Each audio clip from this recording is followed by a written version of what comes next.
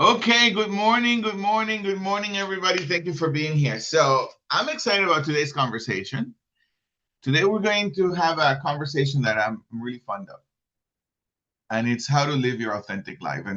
And today we're going to unfold three blind spots, and in many ways, three blind spots, three surprising blind spots that keep most people from living authentically. Most people never really get to live their authentic self, and here's why. We're going to uncover that together. So that's today's conversation. And Sorel, my trust partner and mentor and friend, will not be joining us today. I think he's on vacation. I don't know. He's somewhere in the world having a great time. All right. So here's the thing that I'm going to just get started. I'm going to go right to it. Here's the thing that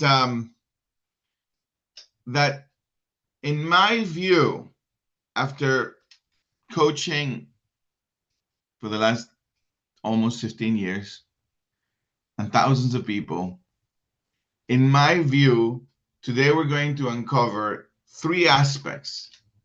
I'm going to call them blind spots, but really three aspects that gets people to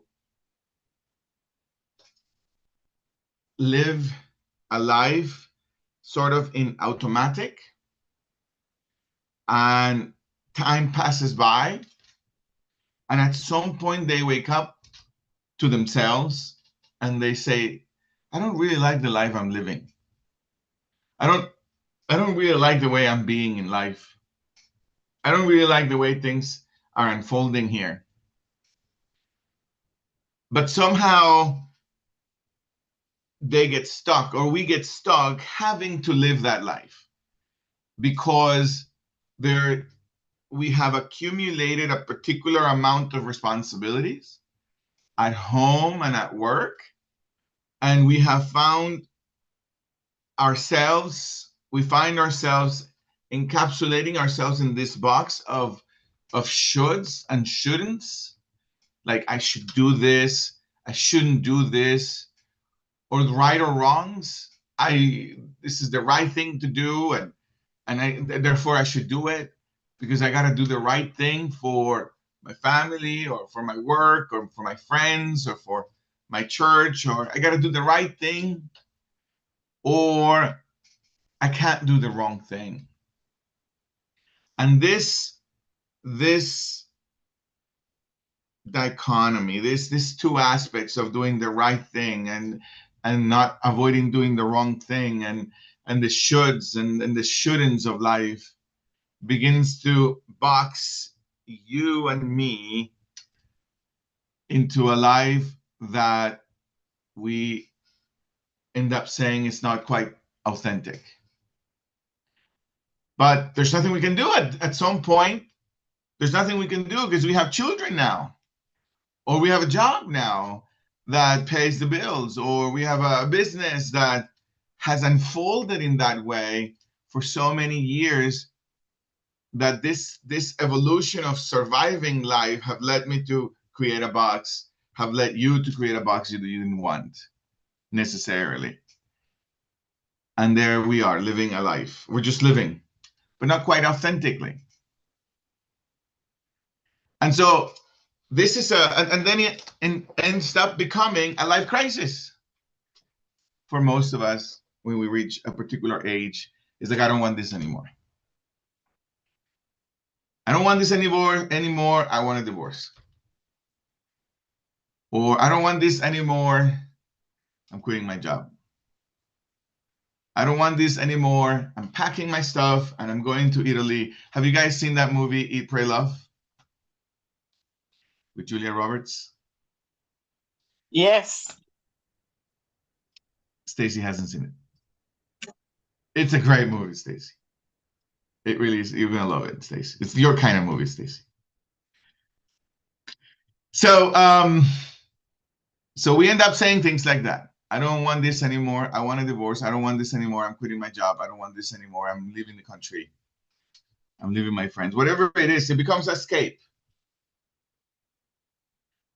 But here's the thing. Here's the issue. No matter where you go, you're still going there with yourself. The problem with vacations is that you're also going on vacation. So we begin to ask ourselves, well, who am I? Or, yeah, who am I? It starts with that. It starts with that question, who am I really? And here's the first blind spot that I believe, and as I was creating this conversation with Sorel, we believe that gets in the way of people creating their authentic life. The very first one is the very question that most people ask themselves. The very first blind spot is the very question that most people ask themselves. Who am I? Is the blind spot. Because when you ask yourself that question, who am I? You get into the trap of self-discovery. And I know most of us who are listening to this call, it's like, wait, what do you mean? What do you mean a trap of self-discovery? Isn't that the idea? Sort of, kind of, but not really. Self-discovery is the beginning of a journey to discover that there is nothing to discover. I'll say it again. Self-discovery is the beginning of a journey to discover that there is nothing to discover. There's nothing out there to discover, or inward, out there where you are, or inward in that self-discovery journey. There's nothing out there that you discover. At some point, you reach this place. And this is a magical place. And the place is, who do I want to create myself to be? For most of us, it starts with a self-discovery journey. Who am I? And then we go inward, and then we go to the Himalayas, and then we go to some mountain, or we go to the Patagonia, or we go somewhere. We go back to the city where we were born to find out who we are. And as we go inward and outward, and as we travel and travel and travel, we get divorced, we file for bankruptcy, we move to a different country. After we take all those actions, find a lover, trying to discover oneself, trying to discover yourself, you discover that there's nothing over there where you're at. There's actually a place of creation.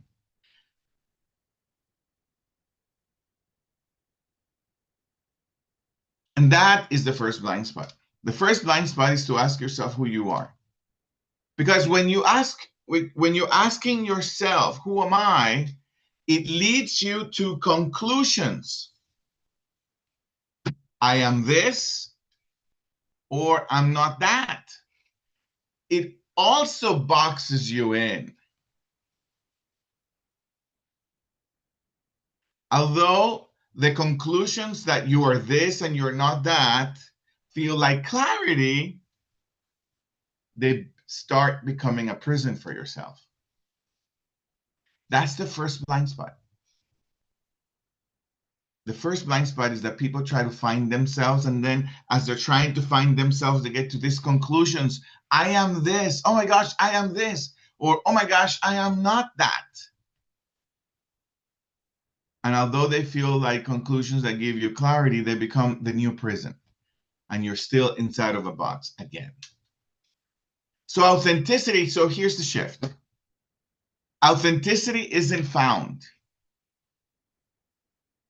It's created.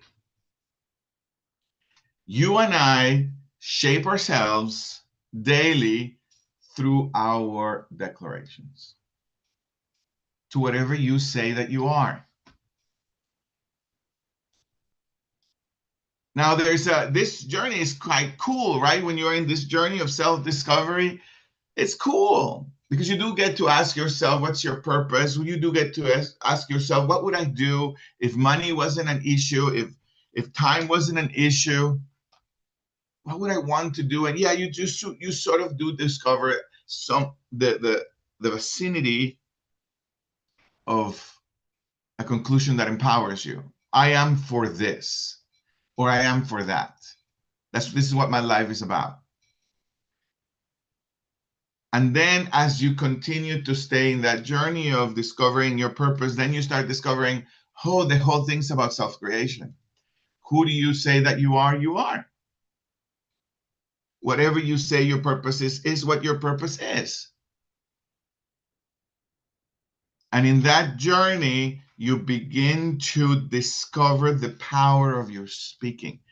And it is a magical moment in your life when you discover the power of your speaking. And what you discover is that you've always had it.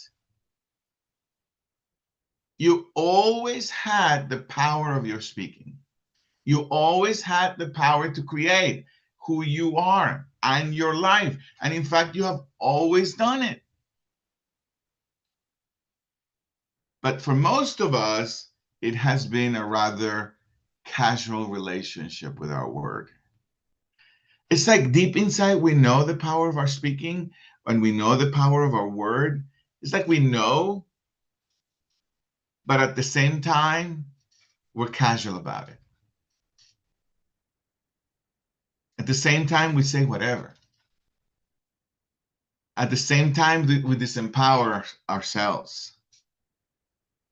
At the same time, we speak to ourselves in such a disempowering way that if anybody spoke to you the way you spoke to yourself, you will hit them. You will sue them. You will run away. What you discover in the first blind spot is that authenticity isn't found, it's created. And searching for who I am leads you to conclusions. I am this, not that. And these conclusions leave you with clarity, but they become a prison. So authenticity isn't found, it's created. That's the first blind spot. Isn't that cool? Raise your hand if that was cool for you. Yeah, it's a different angle, right? Thank you, Stacy. This is a different angle. And useful one. I don't want you to get divorced and go to the Himalayas, and it's not necessary. You can create yourself. Okay, let's go to blind spot number 2.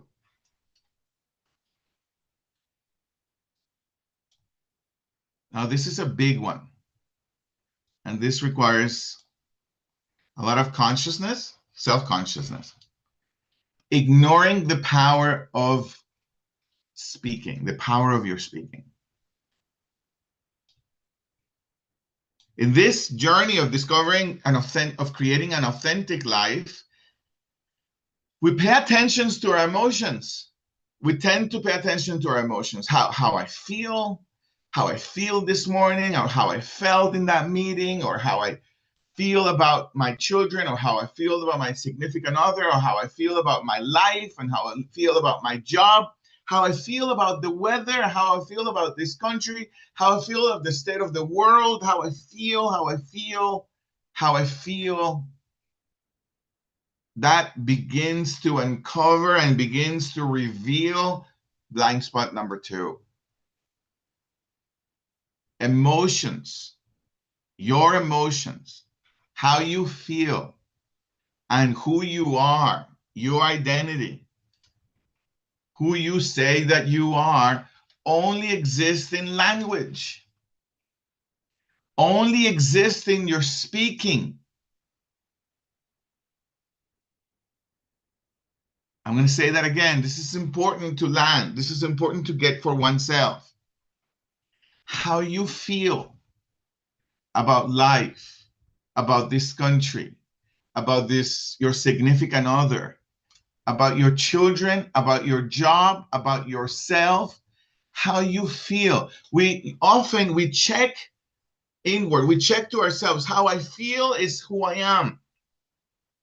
Often we do that. How am I feeling right now? Oh, this is what I'm being right now. How you feel and your identity, who you are for yourself, only exists in your speaking. They only speak in language. There's no feelings without you creating them necessarily. There's no who you are without you saying that you are that. So without your speaking, there is no experience of self. What am I trying to say here? Blind spot number 2 is that people are in this journey of creating an authentic life, people are very casual about what they create in their speaking. Very, very casual. You create yourself, and also you create your emotions. It's not a doom day when it's raining. It's just raining. It's not a sad day when it rains. It's just rain. You say it's a sad day. Or not you necessarily, but people say it's a sad day. It's not a great day when it's sunny. No, it's just the sun is out. There's no clouds. That's all it is. People say, oh, it's a great day, therefore I feel amazing. No. You say you feel amazing, and it doesn't matter whether it's raining or whether it's sunny. You get to say. In this journey of creating an authentic life, one needs to be responsible for one's speaking. There is no experience of life necessarily without any speaking, and you do the speaking. I don't know if you guys have heard or read Helen Keller's book, My Story. Stacy, have you seen that book? Another movie that you haven't seen. Oh my gosh, we need to get together. A whole day of benching cool movies, man. Helen Keller, Stacy, and for most of us in this call, it's worth remembering her. Helen Keller was a young lady that was born with some hearing. She was born blind, but she had some hearing for a little while, until for like 3 months or 4 months. And then she lost it. So she was able to capture some sounds as she was a toddler. She was very small. But very soon after she was born, she lost all her sight and her hearing. So she couldn't see and she couldn't hear. And she ended up learning 5 languages, Stacy. Someone without speaking, without hearing, and without speaking, and without being able to see, was able to learn 5 languages. Now, I'm not going to tell you how she did it and the whole story, but here's what I'm going to say. Her caretaker, Miss Sullivan, helped her discover sound through the vibration of her speaking. And she was able to start saying sounds phonetically and words phonetically through the vibration of her speaking. And this is how Helen Keller learned to speak 5 languages. In her book, she says, I had no feelings, none, until I was told what a feeling was. I just had body sensations. It was just like intuition, she said. But I never felt sad until Miss Sullivan told me what was sad. And then the world of emotions were born. It's a fascinating story. Helen Keller.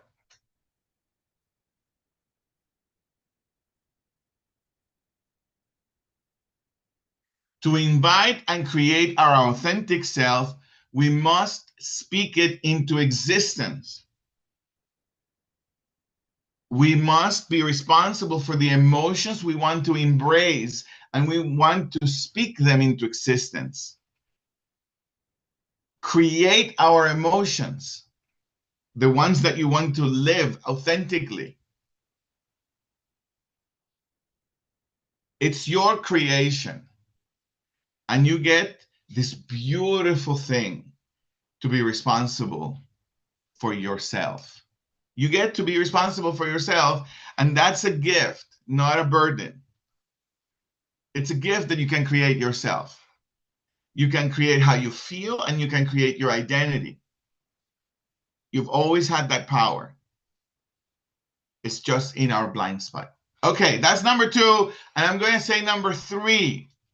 Number 3 blind spot that most people deal with in creating their authentic self.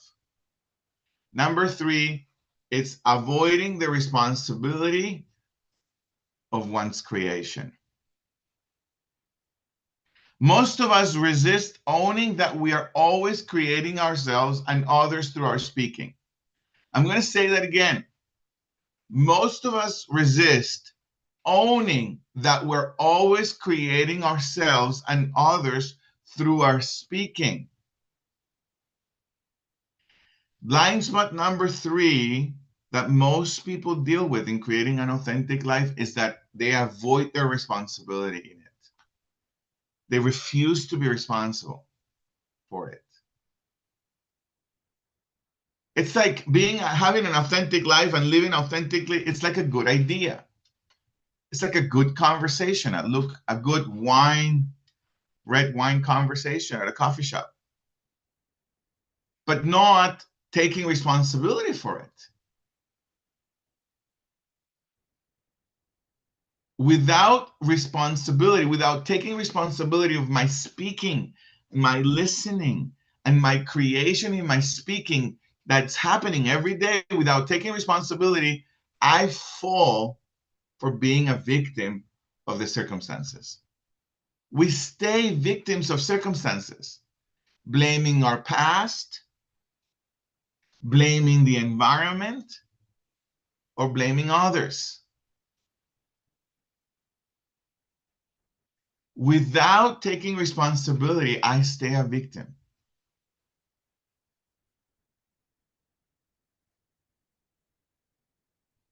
And that's blind spot number 3. Authenticity requires radical responsibility. And it is radical. It's not a fair one. That responsibility is not fair.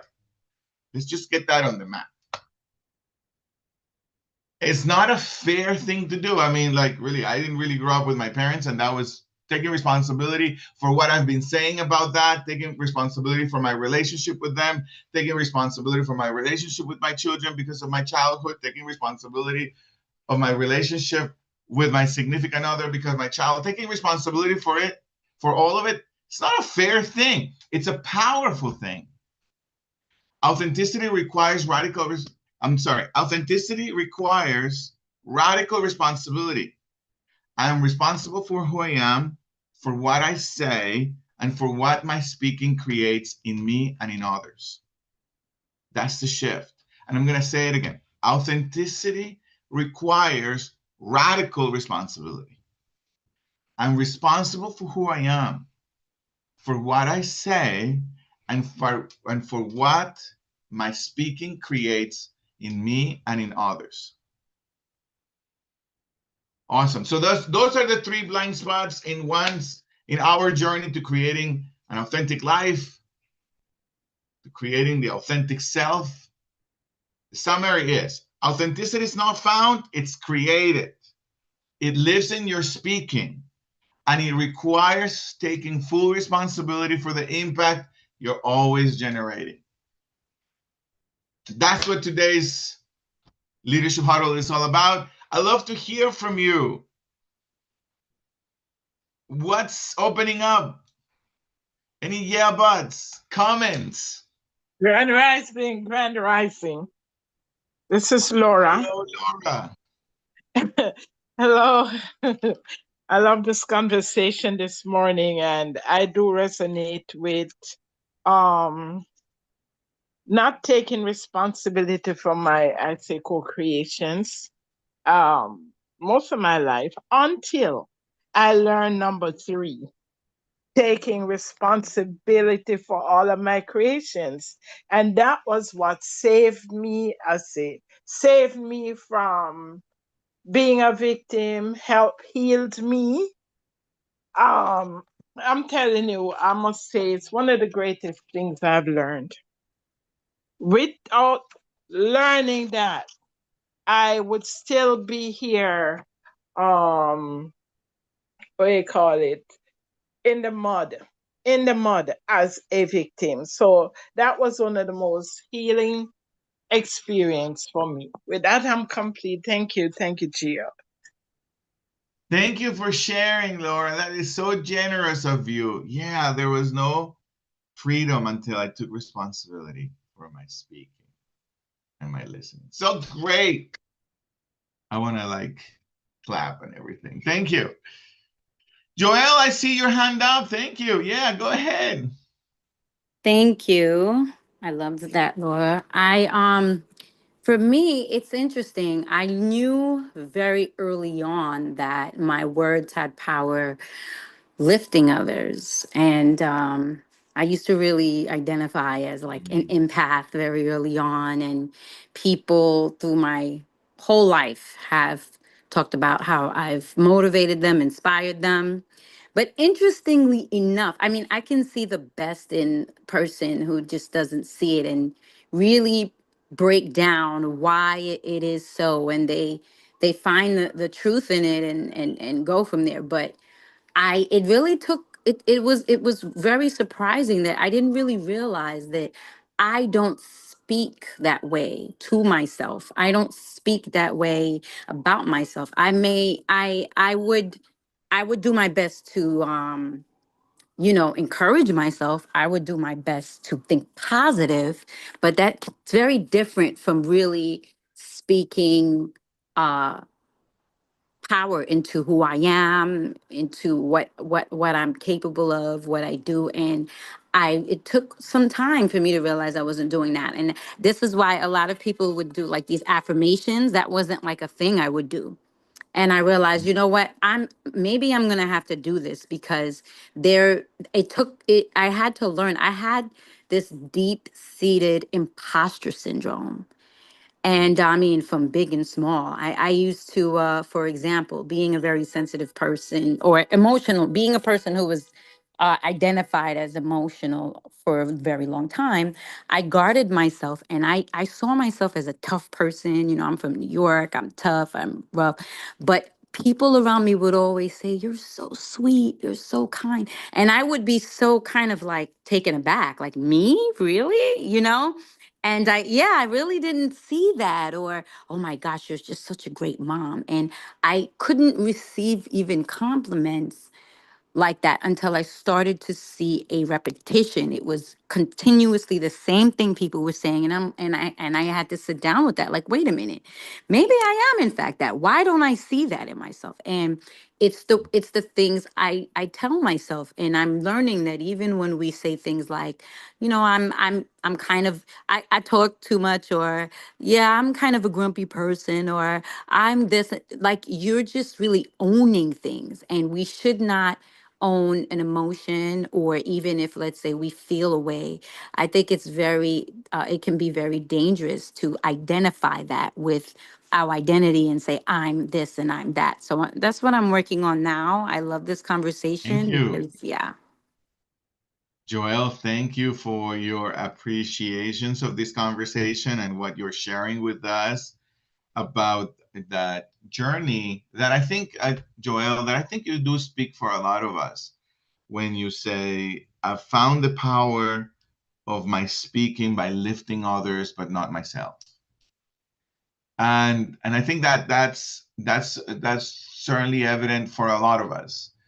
There is this beautiful transition, or difficult transition and beautiful transition, to begin to be responsible for the way I speak to myself and the way I see myself and the way I create myself. And it is powerful in one's life. It's a very powerful moment in one's life when we discover for ourselves that we can be our best friends. It's a very powerful day. That day, adversity becomes opportunity for the rest of your life, for the rest of one's life. Well, this is awesome. Time flies. What a great conversation. You guys have been more than generous with your time and your attention and being in part of this community. Remember, we're here every Monday for the Leadership Huddle. Invite your friends and your family and click connect. Subscribe and, the whole thing. Give it likes. The whole thing. I love you. Sorel loves you more. And remember to live a renegade life and live your authentic life. Remember to love. Love, always love those you have an opinion about. Really, truly, right now, love is really necessary. Our country needs it more than ever before. Love, choose love first. Second, sleep well. Sleep. Let go of the phone. Be bored. Sleep. Read a book. Sleep well. 7 hours. Eat more plant-based. Get closer to the trees. Hug the trees. Eat the trees and avoid at all cost processed food. At all costs. That includes rice and pasta and pizza. Avoid at all costs processed food. Really, I've been measuring my blood and it seems like it's really true. Avoid processed food. Move every day. When you wake up in the morning, put your shoes right next to your bed so that when you wake up, you see the shoes and you're like, oh, might as well. And just get out of the house. And if you live in an apartment, just go downstairs and go upstairs 2 times. Every day, walk. Right after breakfast, right after lunch. Give your jealousy away, give your love away, give what you got. What was the other one? I forgot the rest, but I love you. Have a great day and check yourself before you wreck yourself. Bye-bye. Bye-bye. Perfect day. Thank you. Thank you. Peace, Bye, peace, peace. everyone.